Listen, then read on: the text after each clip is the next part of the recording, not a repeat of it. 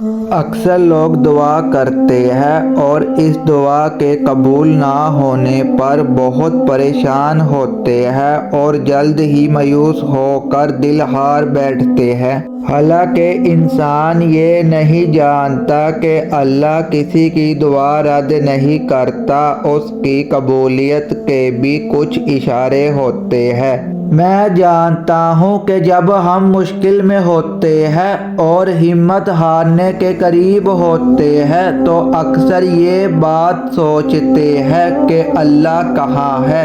تو ایک بات یاد رکھیں کہ امتحان کے دوران استاد ہمیشہ خاموش ہی رہتا ہے، کیونکہ وہ رب انہی کو دیتا ہے جو اس پر یقین رکھتے ہیں۔ تم سوچتے ہو کہ معجزے کیسے ہوتے ہیں؟ کن سے فیکون تک کی کہانی یقین رکھنے والے ہی مکمل کرتے ہیں۔ تو اب تک تمہارے دل میں دعا کا خیال آ رہا ہے نا، تو وہ تمہیں اس بات کا اشارہ دے رہا ہے کہ ابھی سب ختم نہیں ہوا، ابھی امید باقی ہے۔ ابھی وہ تمہارے نصیب کو تمہارے چاہت کے مطابق کر سکتا ہے۔ تو اگر اللہ تمہارا دل نہیں بدل رہا تو یہ اس بات کی نشانی ہے کہ جب اللہ اپنا کن فرمانے والا ہو نا تو آخری لمحے میں بھی منزلیں بدل جایا کرتی ہے۔ نبی کریم صلی اللہ علیہ وسلم نے فرمایا، رات کے وقت ایک گھڑی ایسی ہوتی ہے کہ اس وقت اس کا بندہ جو دعا کرے گا اللہ قبول فرما لیتا ہے، وہ گھڑی تہجد کی ہوتی ہے۔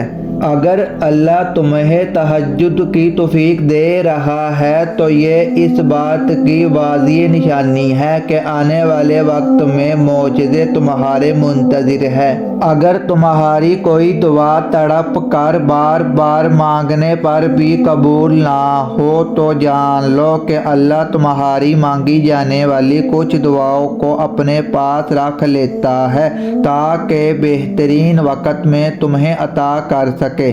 اور تمہیں لگے کہ تم بہت تھک چکے ہو اور دعائیں بھی نہیں مانگ سکتے تو خالی ہاتھ پھیلا دیا کرو، وہ تمہارے پھیلے ہوئے ہاتھ اس بات کی گواہی ہوں گے کہ تم رب کائنات کے محتاج ہو، اور میرا رب بند لبوں کی خاموشیوں تک کو بھی جان لیتا ہے۔